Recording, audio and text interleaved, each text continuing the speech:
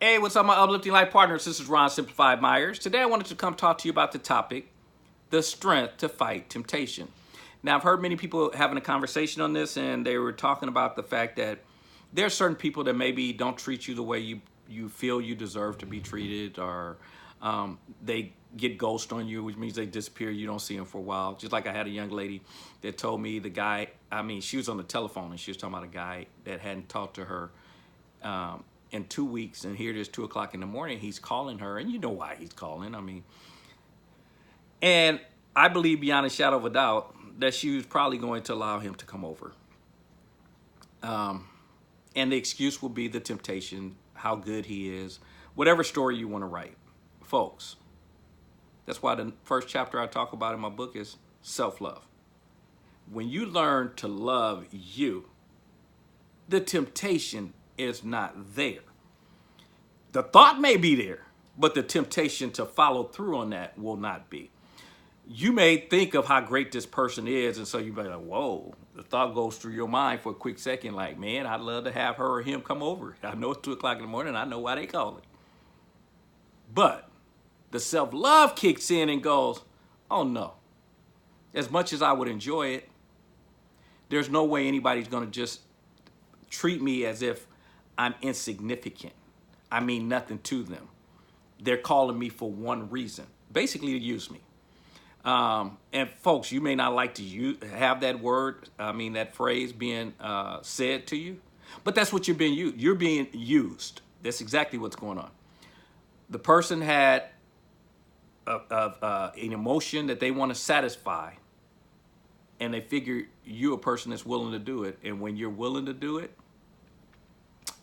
speaks volumes about how you really feel about yourself. I remember a young lady talking about the fact that she understood she was a 2 o'clock girl, 2 a.m. And that kind of hit me as I really empathized with her quickly. For her to ever imagine that she's a 2 o'clock girl, and for those of you who don't get that at the clubs, when there's no one left and the guys couldn't get the woman that they were with, you know how they say at 2 o'clock, everybody starts looking good.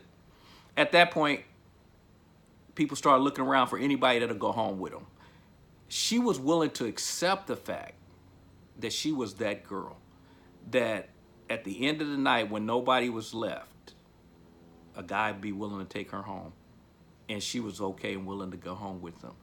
Folks, man, when I hear stuff like that, it really hits, and it hurts my feelings for the fact that you don't understand your self-worth. When she realizes she's not a 2 o'clock girl, that's when she'll stop being treated like a 2 o'clock girl. And this is the same thing I'm saying here. The way you overcome the temptations is understanding your value. When you understand you're significant, and you're going to make sure people treat you that way, or you're not going to be in a relationship with them, then they'll start to treat you that way. You can't have someone who hasn't talked to you in 2 weeks call you 2 o'clock in the morning, and your justification for that is the temptations. I just don't know how to say no to him because he's just so sexy, and we have so much. Folks, learn to love and value you. We keep thinking with the wrong part of our body. It's amazing in this culture how it's become kind of an obsession that everything is based on your sexual organs. Use this thing up here. I heard a talk show host, and again, I'm not gonna throw names out there, but a talk show host, who a young lady was talking about the fact that she had how close she is to her cats. She's got like 4 cats, 2 at her house, 2 at her mom's, and on the weekends she goes over to her mom's house to spend time with her cats and all this kind of stuff. And it's basically her boyfriend's giving her an ultimatum. It's like me or the cats. And so I don't know the whole story, so I can't give how is she spending time with the cats? How is it, you know what I mean? Because folks, your partner has to become your priority. In this case, he's just a boyfriend. But I don't know the whole story to say, is he just having some issues that he's insecure and basically he wants all of her time? Is it the fact that she's giving all of her time to the cats and none to him because she don't have time for him because of the cats? See, there's so many different things that could play into that. But anyway, the bottom line is the show host's answer was, well, maybe you need to give him an ultimatum. Is it this kitty cat or those kitty cats? What you willing to give up? Folks, I thought it was a bad answer, and the reason for that is I'm pretty sure he thought about her kitty cat before he gave her the ultimatum. And if you think for 1 second, and this is a naivety on some young ladies, because I had a young lady tell me that one time. She was like, boy, this guy just don't understand. Once I get a hold of him, it's over. Ladies, you ain't figured this out yet. Those of you who are still having that ain't going to tie a man in. That is not going to make a man commit to you. That is not going to make a man go head over here. It may make him keep coming back to you and wanting to sleep with you. But that's it. All this other stuff, thinking now he going to marry you. Now he gonna want to be with just you because you so good. Get over yourself. You're being naive. It won't hold him in. There's, and that's kind of in this scenario. He told her about the kitty. Trust me. The guy is not gonna decide whether he's gonna stay with you because of your kitty cat, and he may lose that. And that's basically what the host was saying. It's like, yeah, because he ain't gonna be willing to give that up. Yes, he will. Guys do it every day. And if you think that's going to tie him in, you're being naive. Now, he may keep messing around with you because he enjoys it. But now he's going to be out messing with other ladies on the side, and you're going to ask why. And it's because the only thing he feels you're offering him, and the reason he's saying now, is your kitty cat. But you're not willing to fulfill the true needs. See, that's why when people ask, why didn't he want to marry me? I did everything for him. You didn't address his needs. See, we all have a thing we try to decide, and that's a conversation too, and I talk about that, about the 6 human needs, which was created by Anthony Robbins, and I kind of fine-tuned it, to address a little bit of it the way I see it. But the human needs is what's most important, and people are driven to get those things taken care of. And if you don't know what their needs are, and not assuming because you think your needs are their needs, it ain't true. If you don't know what their needs are, and that's only through having a discussion with them, that's why relationships have to have communication, you got to know what their needs actually are. If you're not satisfying their needs, they will look somewhere else to get them taken care of. That's why when you start to think that your partner is stepping out. Now, some people it's because they've been trained. You guys know I've talked about this before. I was told that as a young man, that it's about how many women you can sleep, how many you take to bed. That's what makes you the man. And so, we do things for 1 or 2 reasons: to avoid pain or to gain pleasure. So if we believe having many women equals pleasure, then what does having one equal? Pain. How many people are going to move towards pain? Very few people. Probably not none that's moving towards it. But the key is, so we have to learn how to twist that around to where being with one person becomes pleasure and with many becomes pain if you're trying to make it and become committed to one individual.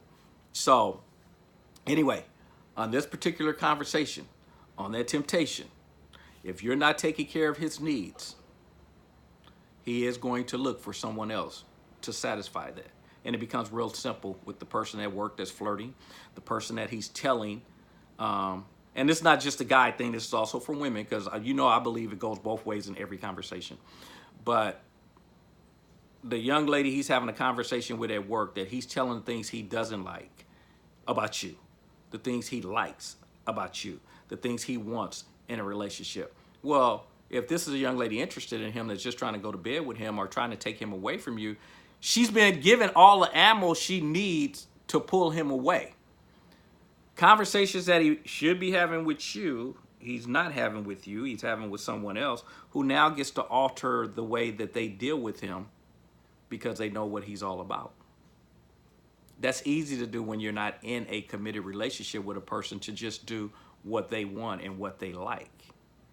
Once you're in a relationship and now you're not trying to just impress to try to pull them in, now the true you starts to come out. And this is why people start to have conflicts, because the grass looked greener on the other side. But that's because They gave you what you said you needed. You said you needed some water on your grass. Woo! They flooded. They got a water hose. Whatever you told them your grass needed, they were there. But will they be there when you're actually in a relationship with them? And did you let your partner know that that's what you needed? And in most cases, people don't. And that's why a lot of times you have closer relationships with people outside your relationship than inside.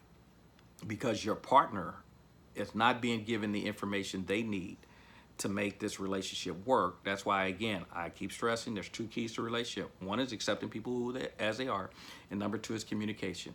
If people are doing or saying things that you agree or don't agree with, let them know. If it's things you agree with, let them know. The more you praise them for it, they'll do it more. The things you don't like, we need to discuss because we need to get this straightened out. Quit biting your tongue. Quit trying to manipulate. Quit trying to get people to guess what you're thinking. It's not what your relationship is about. People keep telling me relationships are hard. I said they're not intended to. They're not supposed to be. And if they are, you're in the wrong relationship. We're in a relationship to make each other's life simpler. You're the person I'm supposed to be able to come to when I have challenges, to help me through these situations, to make my life simpler. I don't need you making my life more complicated. Then why am I in a relationship with you if you're making my life more complicated? You guys follow? The key is you're the person I got to know that I can trust. That's what a true bond and relationships are built on. You're the person I can go run to and I say, whew, I need to get this off my chest.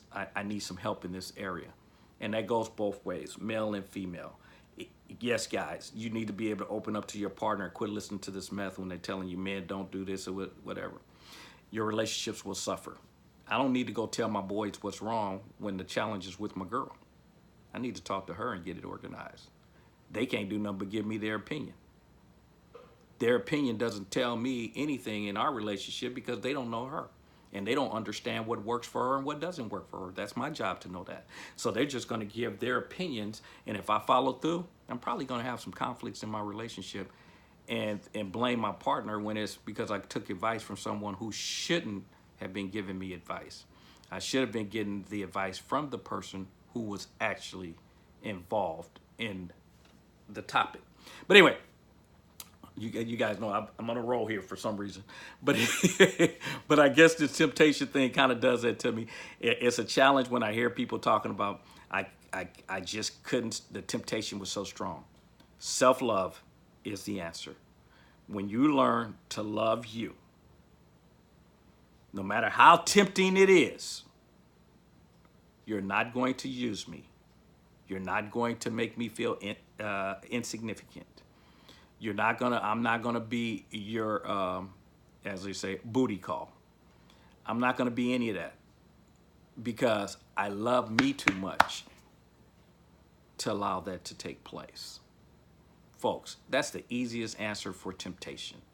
Quit using that to justify. When you learn to love you some you, and you put it in the right perspective, and you're able to analyze what this person is all about, because you guys know I always say it's all stories. If you're writing good stories about this person, then you're going to have good feelings about this person. And if you have good feelings about this person, then you start to buy into, well, I don't want to mess that up. But if you start telling the truth about that person, which is they haven't called you in 2 weeks. They're calling you at 2 o'clock in the morning. You keep that story in front of you. They're telling you exactly how they feel about you. Keep that story in your thought process, and it's easy to tell him, no, not interested. No, you're not coming over.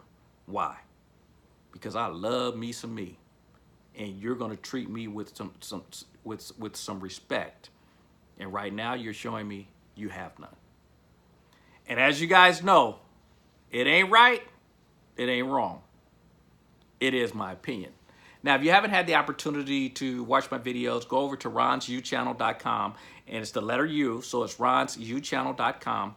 Please leave feedback, the likes, share my videos with others, send others to the website. It's definitely appreciated to the YouTube channel. And subscribe. If you haven't subscribed, please subscribe so you can get the up-to-date on the new videos. And anyway, oh, also, if you haven't gotten the opportunity to get a hold of my book, I have it as a free download at relationshipfreebook.com. Again, that's relationshipfreebook.com. You can get it as a free book download. And give me some feedback on that. It's easy to catch me on all the social media. Pull up my name. I'm on all the different social medias. Hit me up. Let me know what's going on.